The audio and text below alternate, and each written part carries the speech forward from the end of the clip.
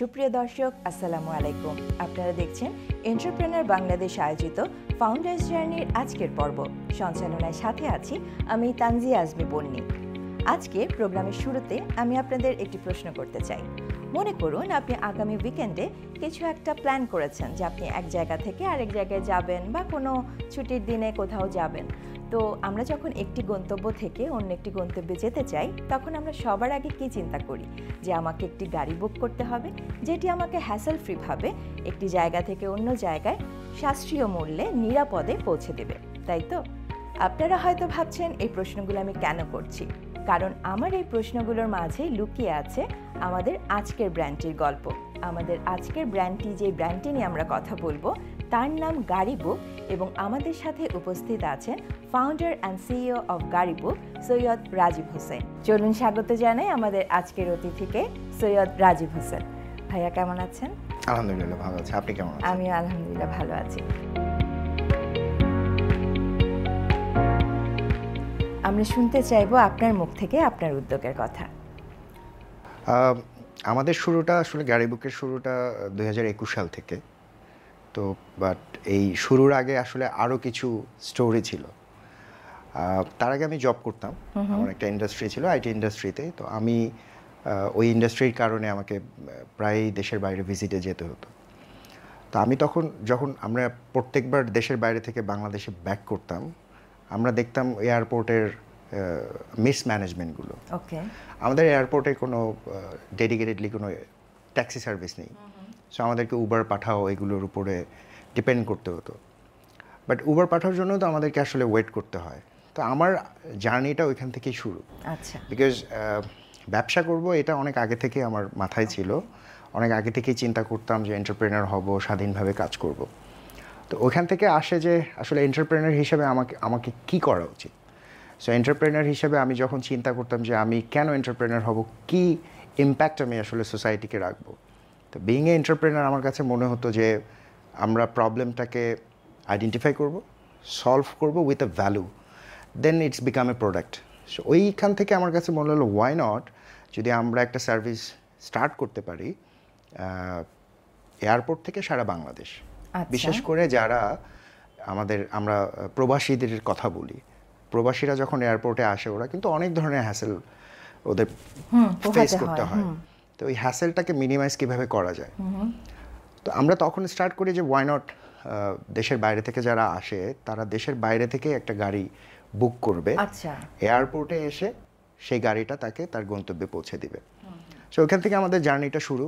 তো আমরা initially launch করি মালয়েশিয়াতে আমরা একটা ডিস্ট্রিবিউশন সিস্টেম করি, যেখানে একটা মানুষ যখন টিকিট পারচেস করতে যেত, মিনিং হচ্ছে সে বাংলাদেশে ব্যাক করবে, তখনই তাকে অফার করা হতো যে আপনি যদি এয়ারপোর্ট থেকে কোনো রিলায়েবল সার্ভিস চান, যেটা ট্রাস্টেড, যেটার এক ধরনের সার্ভিস কোয়ালিটি থাকবে, ভালো গাড়ি প্রোভাইড করা হবে এবং ট্রেন আপ ড্রাইভার থাকবে, আপনি এখান থেকে বুক করতে পারেন। তো আমাদের জার্নিটা 2021 সালে এটা দিয়ে শুরু। আমরা গ্লোবালি স্টার্ট করি এবং এটা স্টার্ট করি হচ্ছে প্রবাসীদের জন্য, ওরা বাংলাদেশে এসে এয়ারপোর্ট থেকে এই সার্ভিসটা নিতে পারবে। এটা ছিল আসলে গাড়ি বুকের জার্নি। আচ্ছা, ভেরি ইন্টারেস্টিং। সবাই সাধারণত আগে বাংলাদেশে স্টার্টআপটা করে, দেন গ্লোবালি চিন্তা করে। আপনারা আগে বাহিরে শুরু করলেন, তারপর যখন বাংলাদেশে এটা শিফট করলেন অথবা অপারেশনটা যখন শুরু করলেন, তখন কি কি স্ট্রাগল আসলে প্রাথমিকভাবে আপনাদের ফেস করতে হয়েছে? আমরা যখন এই সার্ভিসটা স্টার্ট করি আমরা বেশ ভালো রেসপন্স পাই। ওকে। পিপল অ্যাকচুয়ালি আমাদেরকে অনেক ট্রাস্ট করা শুরু করে এবং ড্রাইভাররা আমাদের একটা সেগমেন্ট, যে সেগমেন্টের কখনো ট্রিপ পেত না, কারণ এই ট্রিপগুলো আসলে এয়ারপোর্ট সেন্ট্রিক ছিল। সেখানে এক ধরনের পিপলরা ছিল যারা মিডলম্যান হিসেবে কাজ করতো, ডিরেক্টলি ড্রাইভাররা হয়তো এঙ্গেজ হতে পারতো না। তো যখন আমরা এই কাজটা শুরু করি আমরা দেখলাম ড্রাইভারদের কাছ থেকে বেশি রেসপন্স পাচ্ছি রাদার দেন কাস্টমার, কারণ কাস্টমাররা এক ধরনের বেটার সার্ভিস পাচ্ছে। ওরা তো আসলে বাংলাদেশে বিলং করে না, একটা সময় আসে, কিছুদিন এখানে থাকে, চলে যায়, বাট ড্রাইভার তারা তো আসলে আমাদের বাংলাদেশে। তো ওরা বললো যে why not you are doing something for us in local market. So again ওই যে আমার ফিলোসফি যে আমরা let's try to find out a problem and solve with a value. তখন আমরা যখন লোকাল মার্কেটে সার্ভ করা করবো এরকম চিন্তা আসে, মার্কেটের দিকে একটু তাকাই, কিছু অ্যানালাইসিস করি। তো আমরা তখন রিয়েলাইজ করি, হুইচ ইজ ভেরি ট্রুথ, যে ড্রাইভারদের মধ্যে এক ধরনের ডিসস্যাটিসফ্যাকশন আছে, অনেক বড় ডিসস্যাটিসফ্যাকশন। সেটা হচ্ছে ওরা যখন রেন্টে কারে গাড়ি চালায় বা অন্য যে প্ল্যাটফর্মগুলো আছে সেই প্ল্যাটফর্মগুলো এক ধরনের কমিশন নিয়ে নিচ্ছে। আমি বলবো it's a lack of education. Okay. কারণ ধরেন আমি যখন উবার পাঠাও বা রেন্টে কার ইউজ করি, আমরা কিন্তু যে ভাড়াটা আসে সেটা আমরা দিয়ে দিচ্ছি। সো একটা 5,000 টাকার ভাড়ায় যদি এটা রেন্টে কারের হয়, ড্রাইভারকে 500 টাকা রেন্টে কারকে দিতে হয়। এটা একটা কমিশনিং সিস্টেম। বাট আমি কিন্তু এই কমিশনটা পে করছি। But all of a sudden ড্রাইভারের মাথায় আসলো যে কমিশনটা আসলে তারা পে করছে। আচ্ছা। সো এইখান থেকে ডিসস্যাটিসফ্যাকশনটা শুরু হয়েছে। আমার কাছে মনে হয় ড্রাইভারদেরকে প্রপার ওই এডুকেশনটাই ছিল না বা দেওয়া হয়নি যে লিসেন, আমি তোমাকে ট্রিপটা অ্যারেঞ্জ করে দিচ্ছি, in return I am taking something from you. আমরা দেখলাম এই জায়গাটাতে কাজ করার কিছু আছে। সো ওয়াই নট আমরা নতুন কিছু অফার করি যেখানে সাস্টেনেবিলিটি আসবে for both driver and customer. তখন আমরা বাংলাদেশে ইন্ট্রোডিউস করি জিরো কমিশন মডেলের ইন্টারসিটি ট্রিপ। সো আমরা ড্রাইভার অ্যান্ড কাস্টমার বোথ কারোর কাছ থেকেই কোনো কমিশন নিচ্ছি না, এখন পর্যন্ত নিচ্ছি না, এবং গাড়ি বুক প্ল্যাটফর্মটাই তাই কোনো দিন কারোর কাছ থেকে কমিশন নিবে না। অ্যাজ এ রেজাল্ট আমরা খুব কুইক রেসপন্স পাই। এই রেসপন্সের কারণে আলহামদুলিল্লাহ গত 2 বছরে আমরা একটা পজিশনে চলে এসেছি, আমাদের একটা ব্র্যান্ড অ্যাওয়ারনেস হয়েছে, বিকজ আমাদের এখন অলমোস্ট 35,000 রেজিস্টার্ড ড্রাইভার আমাদের সাথে কাজ করছে। অলমোস্ট 500,000 আমরা ইউজার পেয়েছি যারা এভরি সিঙ্গেল ডে গাড়ি বুকের প্ল্যাটফর্ম ইউজ করে বাংলাদেশের এক জায়গা থেকে আরেক জায়গায় যাচ্ছে। সো আমরা বাংলাদেশে যখন ফোকাস করি, আপনার কোশ্চেনের অ্যান্সার, তখন আমরা ওই প্রবলেমটাকে আইডেন্টিফাই করি অ্যান্ড ওইটার সলিউশন নিয়ে আসি। এখন ড্রাইভারদের যদি বলি আমাদের ভ্যালুটা কি, আমরা ভ্যালুটা নিয়ে এসেছি ওদের লাইফস্টাইল চেঞ্জ করা। ওকে। বিকজ বিইং এ এন্টারপ্রেনার আমি বিলিভ করি আপনি যদি ড্রাইভারের লাইফস্টাইল চেঞ্জ করতে পারেন, তাহলে আমাদের যে কমপ্লেইনগুলো আছে, গাড়িটা ক্লিন না, ড্রাইভারের বিহেভিয়ার খারাপ, অ্যান্ড সময় মতো গাড়ি আসে না, সো ওকে যদি আপনি ইনকাম সোর্সটা বাড়িয়ে দেন, তাহলে কিন্তু গাড়ি ক্লিন করা শুরু করবে, ওর ব্যবহার চেঞ্জ হবে। সো আমরা এই লাইফস্টাইল চেঞ্জ করার জন্যই গাড়ি বুক জিরো কমিশন মডেলটা বাংলাদেশে নিয়ে আসে। ভাইয়া, আমার মাথায় তাহলে এই প্রশ্নটা এখন আসছে যে যদি এটা জিরো কমিশন হয়, তাহলে গাড়ি বুকের আর্নিংটা আসলে কোথায়, আর্নিং সোর্সটা কোথায়? খুব ফেমাস একটা কোশ্চেন, এটা সবাই করে গাড়ি বুকের কাছে, যে আপনাদের আর্নিং সোর্সটা কি? আসলে আমাদের আর্নিং সোর্সটা খুবই সিম্পল। আমরা ড্রাইভারের কাছ থেকে একটা সাবস্ক্রিপশন ফি নেই। আচ্ছা। সে অ্যান এক্সাম্পল, মান্থলি যখনই একটা ড্রাইভার রেজিস্ট্রেশন করে, তাকে আমাদের কিছু ফ্লো আছে, কিছু প্রসেস আছে, সেটা ফিল্টার করার পর যদি দেখি he is capable to drive in our platform, মানে এখানে অনেকগুলো ক্রাইটেরিয়া আছে যেগুলো তাকে মিট করতে হয়, অ্যান্ড দেন আমরা তাকে একটা সাবস্ক্রিপশন ফি দিতে বলি। ইটস সিম্পল, ইটস জাস্ট 500 টাকা। এই 500 টাকা দিয়ে একটা ড্রাইভার ওই 500 টাকা থেকে শুরু করে 1.5 লাখ 2 লাখ টাকা যতটুকু সে ইনকাম করুক, এটা পুরোটাই তার। আচ্ছা। সো আমরা জাস্ট এই সাবস্ক্রিপশন ফিটাই ড্রাইভারের কাছ থেকে নেই। অ্যাজ এ রেজাল্ট যেটা হচ্ছে, একটু দর্শকের সুবিধার্থে বোঝানোর জন্য বলি, যাতে করে গাড়ি বুকের প্ল্যাটফর্মের ডিফারেন্সিয়েটটা কি এটা বুঝতে পারবে।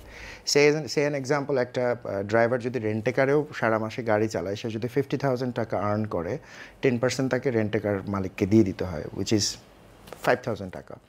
ওয়ারেজ একটা ড্রাইভার যদি গাড়ি বুকে গাড়ি চালায় প্ল্যাটফর্মে একটা মাস, সে যদি 50,000 টাকা আর্ন করে, সে পাচ্ছে 49,500 টাকা, অর্থাৎ 500 টাকা আমাকে যেটা সাবস্ক্রিপশন দিল, এটার ইম্প্যাক্ট কিন্তু কাস্টমারের উপরে পড়ছে। আগে যখন একটা ড্রাইভার একটা ট্রিপ পেতো, তখন সে হিসাব করতো, সে অ্যান এক্সাম্পল, এখান থেকে আমি কুমিল্লা যাব 3,000 টাকা, সে কিন্তু 3500 টাকা বলতো। আচ্ছা। বিকজ 500 টাকা তাকে রেখে সে কমিশন দিতে হবে, সে 3,000 টাকা পেত। এখন কিন্তু গাড়ি বুক প্ল্যাটফর্মে সে কোট করছে 3200 টাকা, 3,200 টাকা। As a result, being a customer, আমি কিন্তু 300 টাকা কমে গাড়ি পাচ্ছি। বিং এ ড্রাইভার, তার কিন্তু আর্নিং 200 টাকা বেড়ে গিয়েছে। সো এইটাই হচ্ছে এই প্ল্যাটফর্মের সুইট পার্ট, যে both customer and driver both আর অ্যাকচুয়ালি বেনিফিটেড। আর আমরা গাড়ি বুক বলি চলার স্বাধীনতায় গাড়ি বুক। আচ্ছা। আমরা কিভাবে চলার স্বাধীনতাটা দিই, আমরা ছোটবেলা থেকেই তো আমরা রেন্টে কারের মাধ্যমে গাড়ি নিতাম, এখন আরো কিছু প্ল্যাটফর্ম এসছে, তো আমাদের কিন্তু কোনো চয়েস নেই। আমি যখন একটা গাড়ি বুক করতে চাই, একটা রেন্টে কার বা অন্যান্য প্ল্যাটফর্ম যারা আছে, ওরা যেই গাড়িটা পাঠাচ্ছে আমাকে কিন্তু সেটা দিয়ে যেতে হচ্ছে, আমার পছন্দ হোক আর না হোক। সো গাড়ি বুক এখানে নিয়ে এসছে বিডিং সিস্টেম। আপনি বিং এ কাস্টমার যখন একটা ট্রিপ রিকোয়েস্ট করবেন, তখন এখানে অনেকগুলো ড্রাইভার আপনাকে ভাড়া প্রদান করবে। সো এক একজনের এক এক রকম ভাড়া। আপনি প্রত্যেকটা ড্রাইভারের প্রোফাইল দেখতে পাবেন, গাড়ি দেখতে পাবেন, তার এক্সপিরিয়েন্স দেখতে পাবেন। দেখে you can choose by yourself আমি আসলে কোন গাড়িটাতে যাব। ইটস নট আমি আপনাকে গাড়ি চাপিয়ে দিচ্ছি, আমি আপনাকে ডিসাইড করে দিচ্ছি এই গাড়িটাতেই আপনি যান। Rather you choose your car, your fare. Similarly আমরা ড্রাইভারকেও বলি না যে আপনি এত টাকা ভাড়া দেন, ওনাদেরকে এই ফ্রিডমটা দিচ্ছি যে আপনি গাড়ি চালাচ্ছেন, আপনার গাড়ি, আপনি কত টাকায় যাবেন আপনি ডিসাইড করেন। আচ্ছা, সো এই জন্য গাড়ি বুক হচ্ছে চলার স্বাধীনতা ট্যাগলাইন নিয়ে চলছে। সো আমরা বোথ পার্টিকে এক ধরনের ফ্রিডম দেওয়ার চেষ্টা করছি। Very nice. আর আমি একটু জানতে চাইবো যে গাড়ি বুক নামটা আমরা মনে হয় প্রতিদিন একবার হলেও কেউ না কেউ বলি। আপনি যখন নামকরণ করছিলেন আপনার ব্র্যান্ডের, তখন কোন চিন্তাটা আসলে আপনার মাথায় এসেছিল বা কোনো মজার ঘটনা আছে কিনা এই নিয়ে? ওকে, সো আমার একজন বিজনেস পার্টনার আছে, বেসিক্যালি উনি হি লিভস ইন মালয়েশিয়া। তো আমরা যখন এই আইডিয়াটা নিয়ে কাজ শুরু করি যে প্রবাসীদেরকে ঢাকা এয়ারপোর্ট থেকে সারা বাংলাদেশ, চিটাগং এয়ারপোর্ট থেকে সারা বাংলাদেশে সাপোর্ট দিব, তখন প্রবাসীরা আসলে কোন ওয়ার্ডটার সাথে বেশি ফ্যামিলিয়ার। প্রথম হচ্ছে ওরা কারকে গাড়ি বলে, ওরা গাড়ি বলতে পছন্দ করে। আর ওরা booking.com আগোটা এই যে বুকিং ব্যাপারটা, এইটার সাথে ওরা খুব ফ্যামিলিয়ার, যেহেতু ওরা বাইরে থাকছে। সো ওইখান থেকে আসে যে আচ্ছা গাড়ি ওরা বুক করবে। আচ্ছা, সো অ্যাকচুয়ালি আপনি যদি রেন্টে কারের কথা চিন্তা করেন, আপনি যদি এই যে আপনি কথা শুরুতে বললেন যে নেক্সট উইকেন্ডে যদি আমি কোথাও ঘুরতে যাই, আপনাকে এখন গাড়ি বুক করতে হবে, মানে রিজার্ভ করতে হবে। সো ওই কনসেপ্ট থেকেই যে নামটা আমরা একদম ডিরেক্টলি রাখার চেষ্টা করি যে আপনি গাড়ি বুক করুন for your future, maybe tomorrow, maybe 7 days পর, মেবি আজকে সন্ধ্যায়। সো আপনি তো গাড়ি বুক করছেন, ওইখান থেকে এই নামটা এসছে। যাক, তাহলে আমি হয়তো একটু ঠিক বলেছি, কারণ আমি যখন আপনার প্রোফাইল ঘাঁটছিলাম আমার নামটা খুবই ইন্টারেস্টিং লাগলো এবং মনে হলো এই নামটা সবসময় আমার মাথায় গেঁথে থাকবে। এবং আপনাদের লোগোটাও ভাইয়া বেশ ইন্টারেস্টিং, আপনারা খুব সুন্দর একটা পাথ ওয়ে দিয়ে লোগোটা করেছেন, এটা নিয়ে একটু বলবেন কি? লোগোটা অ্যাকচুয়ালি যদি একটু খেয়াল করে দেখেন, এটা আসলে একটা লোকেশন পিন, বাট আরেকটু খেয়াল করে দেখবেন যে এটার মধ্যে একটা রোড আছে, এবং যেই রোডটা মোটা হয়ে শুরু হয়ে দেন চিকন হয়ে যাচ্ছে এরকম ভাবে। আমি খুব মানে জানি সবাই বুঝতে পারে সেই হিসাবে বলছি। It's infinity route. এই রাস্তাটাই হচ্ছে ইনফিনিটি, আমাদের জার্নিটা ইনফিনিটি। এই জার্নি কখনো শেষ হয় না, আমাদের লাইফটাও একটা journey.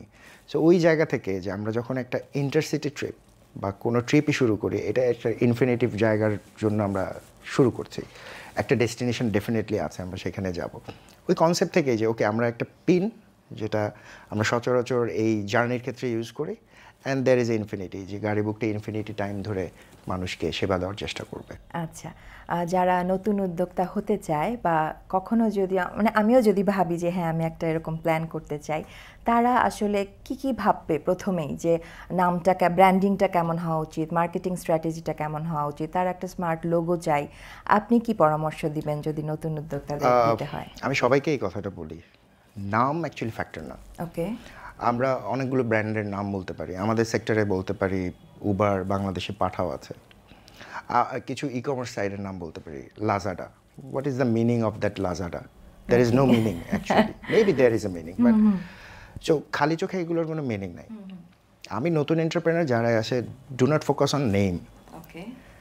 If you have a idea, so আইডিয়াটা নিয়ে কাজ করেন, and the major part is execution. দেখেন আমাদের বাংলাদেশে কত মানুষ, আমাদের তো অনেক বড় একটা জনগোষ্ঠী আছে, প্রত্যেকের মাথায় আইডিয়া আছে, প্রত্যেকের মাথায় আইডিয়া গিজগিজ করে, কিন্তু কয়টা সার্ভিস বা প্রোডাক্ট বা বিজনেস অ্যাকচুয়ালি সাস্টেইন করেছে? এটার মেইন রিজন হচ্ছে আমরা এক্সিকিউশনে অনেক সময় পিছিয়ে যাই বা এক্সিকিউশনটাকে ইম্পর্টেন্স দিচ্ছি না, আমরা রাদার আইডিয়াটাকে ইম্পর্টেন্স দিচ্ছি। Idea can be anything. একটা আমি যদি একটা গ্রসারি শপ দিয়েও বলি, রাস্তার মোড়ে মোড়ে অনেক গ্রসারি শপ হয়, সব কিন্তু সাস্টেইন করে না, কিছু থেকে যায় 20 বছর ধরে বিজনেস করতে।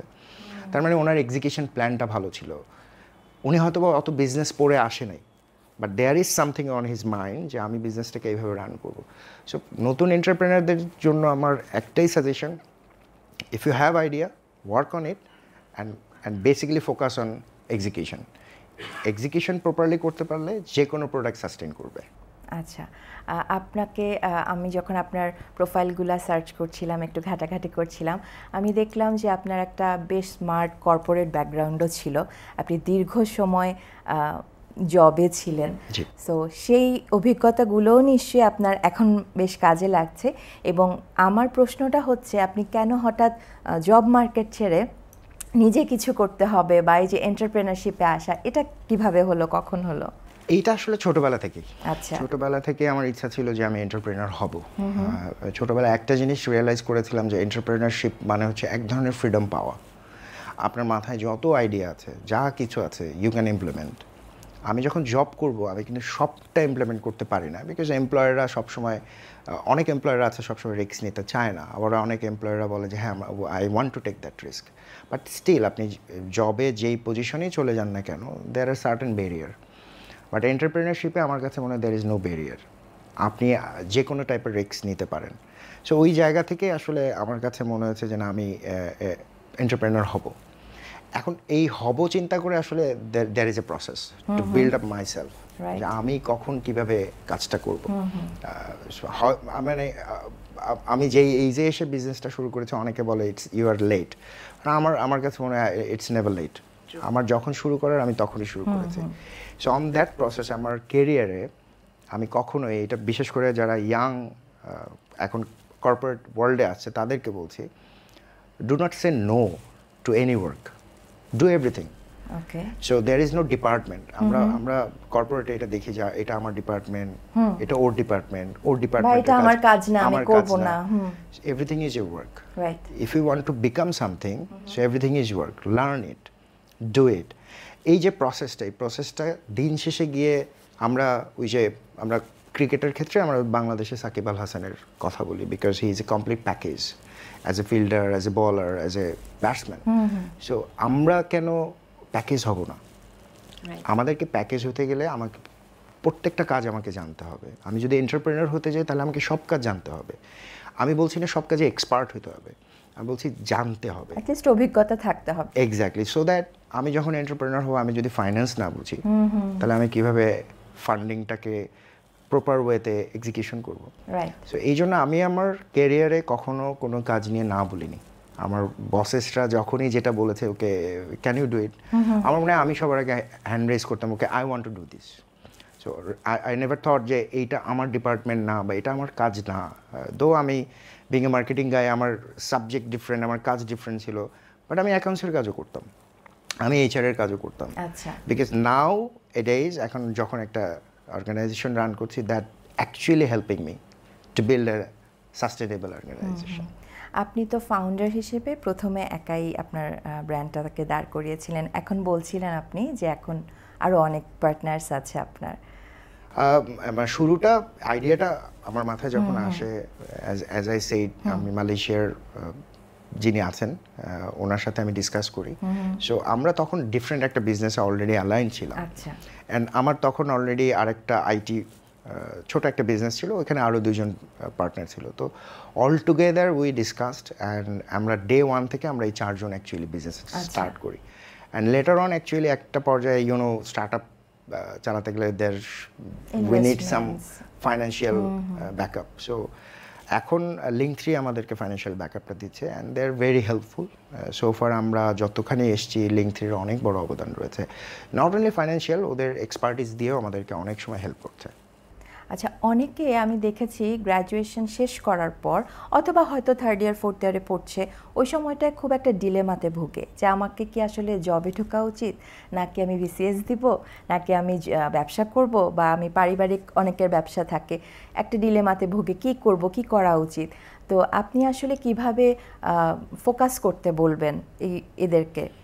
ইট ডিপেন্ড অ্যাকচুয়ালি, কারণ এক একজনের স্ট্রেংথ এক এক জায়গায়, এক একটা মানুষের, কারণ আমরা কেউ একই রকম না।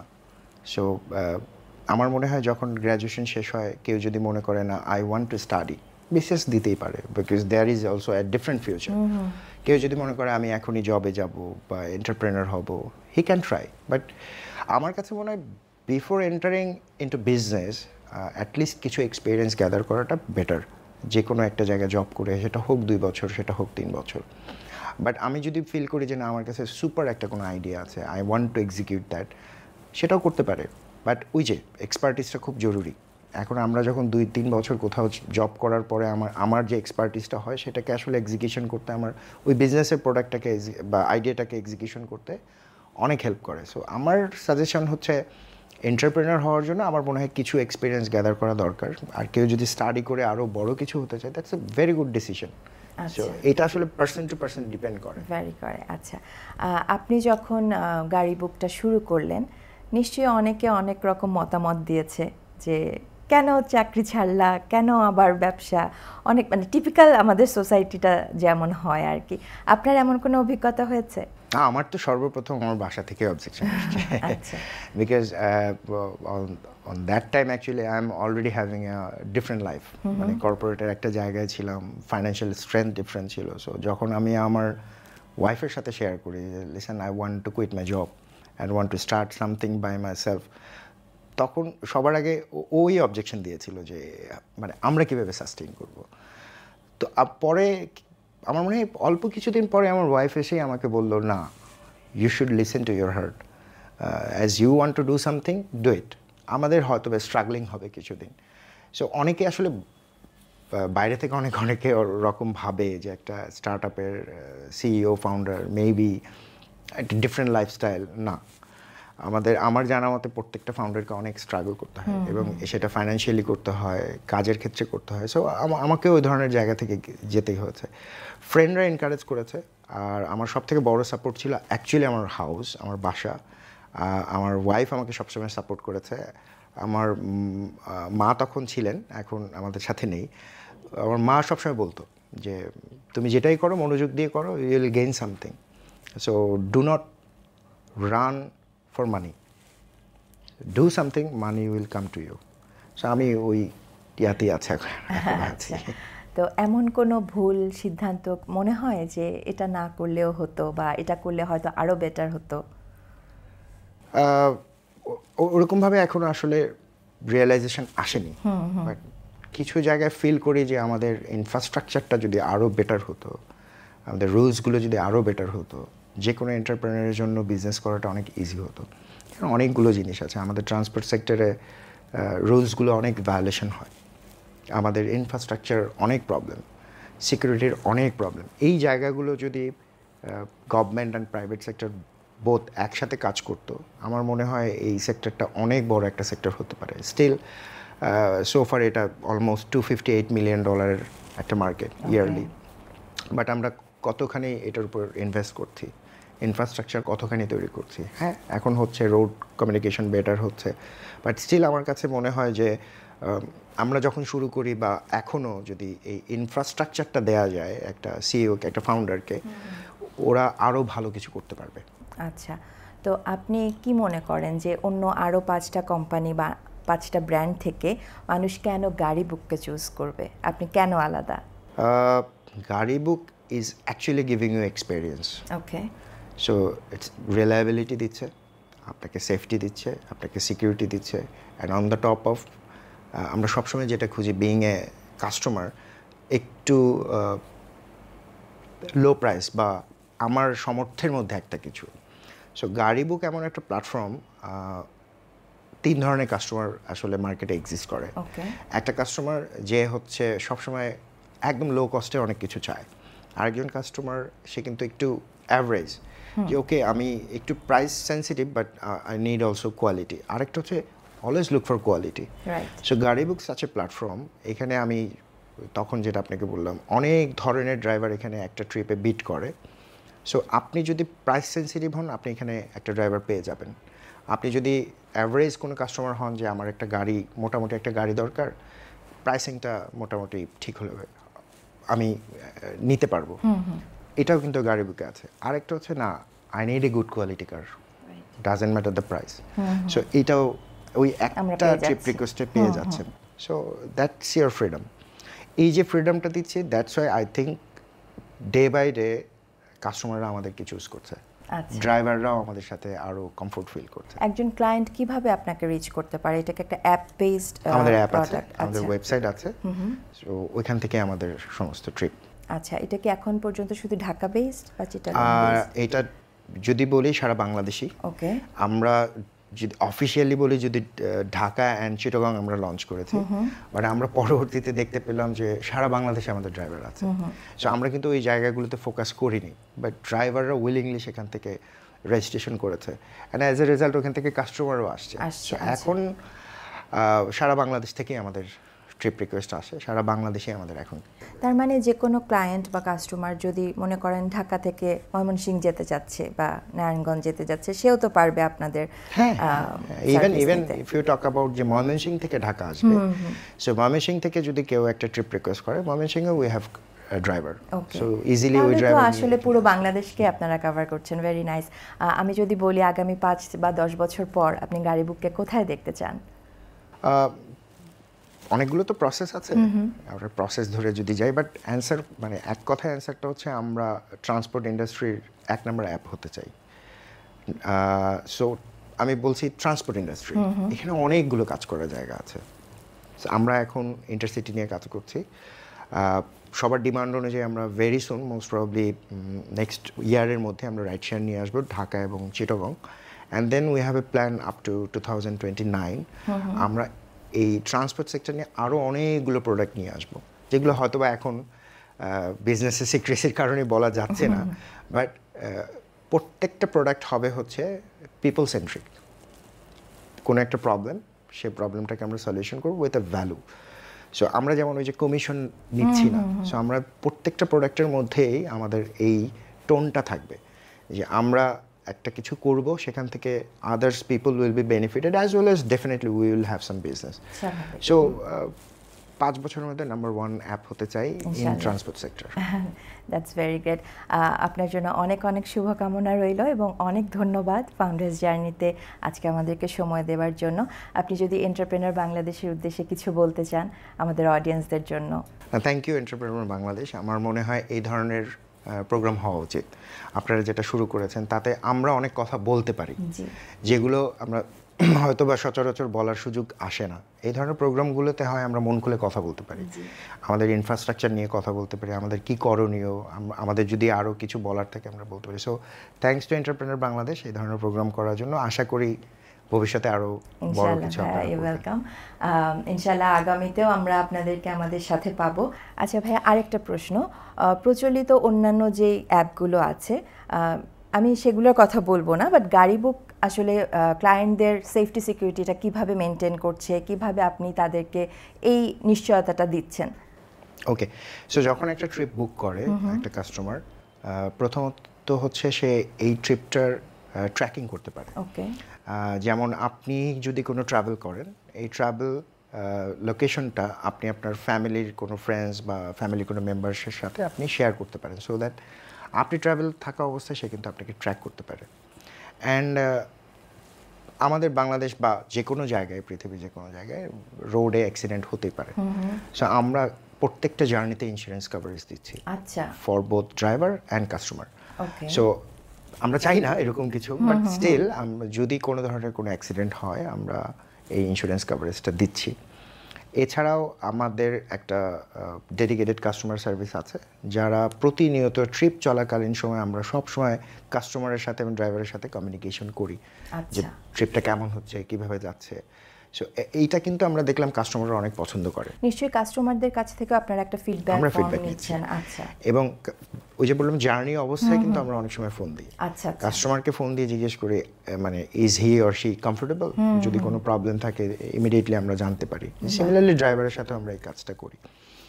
এছাড়া ধরেন ড্রাইভাররা কেন আমাদেরকে পছন্দ করে, ড্রাইভাররা যখন একটা সাবস্ক্রিপশন ফি গাড়ি বুকে পে করে, তখন সে 1 মাসের জন্য তার নিজের এবং তার ফ্যামিলির মেম্বারদের জন্য ফ্রি ডক্টর সার্ভিস পায়। সো তারা হচ্ছে একটা নাম্বার থাকে, সেই নাম্বারে যদি কল করে যে কোনো ডক্টর কনসালটেন্সি সে করতে পারে। এটা নিয়ে আসার কারণ হচ্ছে আমরা অনেকেই বুঝতে পারি না লং রুটে জার্নির সময় একটা ড্রাইভার কীভাবে অসুস্থ হতে পারে, কী অবস্ট্যাকল সে ফিজিক্যালি ফেস করতে পারে। সো আমরা তাদেরকে সাজেস্ট করি, if you feel anything wrong with you, just call that number, ডাক্তারের সাথে কথা বলেন। সো এই ছোট ছোট জিনিসগুলো কিন্তু একটা বড় জার্নিকে সেভ করে দেয়। বড় কোনো খুবই আকর্ষণীয় একটা ফিচার আসলে। এর বাইরেও ড্রাইভাররা আইডল টাইমে আসলে একটু এন্টারটেনমেন্ট পছন্দ করে। সো আমরা সাবস্ক্রিপশন পে করার সাথে সাথে তাদেরকে 1 মান্থের বিঞ্জের সাবস্ক্রিপশন ফ্রি দিচ্ছি। সো এইগুলো আরও মানে আমরা ড্রাইভার অ্যান্ড কাস্টমারের জন্য নিয়ে আসছি। এরপরে আমাদের একটা প্ল্যানিং আছে, আমরা ড্রাইভার ভাইদের বাচ্চাদের পড়াশোনার ব্যাপারে আমরা কিছু করতে চাই। সো হোপফুলি নেক্সট ইয়ারে আমরা ওদের পড়াশোনার সাথেও আমরা এঙ্গেজড হব। বাহ, খুবই সুন্দর উদ্যোগ। আশা করি আপনারা খুব শীঘ্রই এই আপনাদের যে প্ল্যানিংগুলো এগুলা সফলকাম হবেন ইনশাআল্লাহ। ভাইয়া, অ্যাপ ছাড়া যদি ইমার্জেন্সি বেসিসে কারো গাড়ি লাগে সেক্ষেত্রে আপনারা কি এটা সার্ভিসটা প্রোভাইড করেন? গাড়ি বুক প্ল্যাটফর্মটা তো হচ্ছে বুকিং প্ল্যাটফর্ম, মানে আপনাকে অ্যাডভান্স বুকিং করে রাখতে হয় ফর, মানে you have to reserve a car. But এর বাইরে আমরা দেখি যে অনেক মানুষ আমাদেরকে ফোন করে বলে যে আমার একটা ইমার্জেন্সি সার্ভিস দরকার। সো আমাদের একটা ব্যাকআপ ড্রাইভার প্যানেল আছে, যেখানে আপনি যদি ইমার্জেন্সি বেসিসে গাড়ি চান, আমরা 10-15 মিনিটসের মধ্যে যে কোনো জায়গায় গাড়ি পাঠাতে পারি। সো এটা আসে ইউজুয়ালি, এখন আসা শুরু করেছে। 24/7 জব? হ্যাঁ, 24/7। ওকে, তাহলে তো যে কোনো সময় কাস্টমার কেয়ারে ফোন করলে আমরা গাড়ি অ্যারেঞ্জ করে দিতে পারি। অনেক সময় হয় না যে ইমার্জেন্সি হয়তো বা আমার হসপিটালে যেতে হচ্ছে বা কোনো বিপদ হয়ে গেল, তখন আপনারা তাহলে? হ্যাঁ, দিতে পারি। এবং এখানে আরেকটা জিনিস বলে রাখি, গাড়ি বুকের একটা সার্ভিস আছে, সেটা হচ্ছে আওয়ারলি বেসিস। ওকে, আওয়ারলি বেসিস বলতে আমরা সাধারণত যেটা দেখি, যে আপনি বললেন হসপিটালে যাওয়া, ধরে নিচ্ছি আপনি মিরপুর থাকেন, আপনি পান্থপথের কোনো একটা হসপিটালে যাবেন, আপনার বাসার গাড়ি ধরে নিচ্ছি নেই, তো আপনাকে উবার কল করতে হয় বা পাঠাও কল করতে হয়। সো যেটা হয়, আপনি গাড়ি আসবে, আপনি বসে থাকবেন, অ্যান্ড দেন ওখানে পৌঁছাবেন, অনেক সময় লেট হয়ে যাচ্ছে, অ্যাপয়েন্টমেন্ট ক্যান্সেল হয়ে যাচ্ছে বা আরও পিছিয়ে যাচ্ছে। আবার ডাক্তার দেখানোর পর আপনি যখন ফিরবেন, আপনাকে অনেক সময় বসে থাকতে হয়। আরেক সংগ্রাম আর কি, বাসায় পৌঁছানো। তা আমরা যেটা করেছি, এই ধরনের ডিমান্ডগুলোকে ফুলফিল করার জন্য আমরা নিয়ে এসেছি আওয়ারলি। আচ্ছা, আওয়ারলিতে যেটা হবে যে আপনি জানেন আপনি একটা চেম্বারে যাবেন, সেখানে আপনার 1 ঘন্টা লাগবে, আপনার যেতে 1 ঘন্টা লাগবে, আসতে 1 ঘন্টা লাগবে। সো আপনি 3 ঘন্টার জন্য একটা গাড়ি বুক করে নিলেন। সো গাড়িটা কিন্তু আপনার সাথে থাকছে। সো আপনার কোনো টেনশন নেই যে আমি ডাক্তার দেখানোর পর এসে গাড়ি কোথায় পাবো আবার বাসায় যাওয়ার জন্য, আরেকটা স্ট্রাগল না। সো আপনার টেনশন মুক্ত করার জন্য যে ঠিক আছে, আওয়ারলি বেসিস আপনি গাড়ি নিলেন। আপনি অফিসের কোনো একটা মিটিংয়ে যেতে চাচ্ছেন, সেখানেও আপনার 2 ঘন্টার মিটিং। সো অ্যাগেইন আপনি যদি মনে করেন যে আমি 4 ঘন্টার জন্য একটা গাড়ি বুক করব, 4 ঘন্টা আমি মিটিং করব, মিটিং সেরে চলে আসবো। সো এই মানে ফিচারসটাও কিন্তু আমাদের গাড়ি বুকের প্ল্যাটফর্মে আছে। এই ইনফরমেশনগুলো খুবই দরকার ছিল আমাদের অডিয়েন্সদের জন্য। সুপ্রিয় দর্শক, আমরা আমাদের আজকের শোয়ের একেবারেই শেষ পর্যায়ে চলে এসেছি। আশা করি আজকের পর্বটি আপনাদের অনেক ভালো লেগেছে এবং আপনারা অবশ্যই আমাদের এই ভিডিওর নিচে আপনাদের মন্তব্য জানাতে ভুলবেন না যে আমাদের ফাউন্ডার্স জার্নির এই এপিসোডগুলো আপনাদের কেমন লাগছে। আপনাদের এই মূল্যবান মতামতগুলো কিন্তু আমাদের সামনে ইমপ্রুভ করতে অনেক হেল্প করে। ভাইয়া, অনেক শুভকামনা আপনার গাড়ি বুকের জন্য এবং আপনিও সুস্থ থাকবেন, ভালো থাকবেন এই আশায়। আমরা আজ বিদায় নিতে চাচ্ছি, আমাদের পর্বের প্রায় শেষ পর্যায়ে চলে এসেছি। তবে যাবার আগে আরও একবার অনুরোধ রইল, আমাদের ইউটিউব চ্যানেলটিতে অবশ্যই সাবস্ক্রাইব করে রাখবেন এবং আমাদের ভিডিও নিচে আপনার মূল্যবান মতামত জানাতে কিন্তু একদম ভুলবেন না। আপনাদের মতামতগুলো আমাদের আরও ইমপ্রুভ করতে হেল্প করবে এবং আমাদের ফেসবুক পেজটিতে একটু ফলো দিয়ে রাখবেন যেন রেগুলার আপডেটগুলো আপনার কাছে সবার আগে পৌঁছে যায়। আমি তানজিয়া আজমি বন্নি আজ এখান থেকে বিদায় নিচ্ছি। দেখা হবে আগামী পর্বে। সেই পর্যন্ত সবাই ভালো থাকুন, নিরাপদে থাকুন। ধন্যবাদ সবাইকে।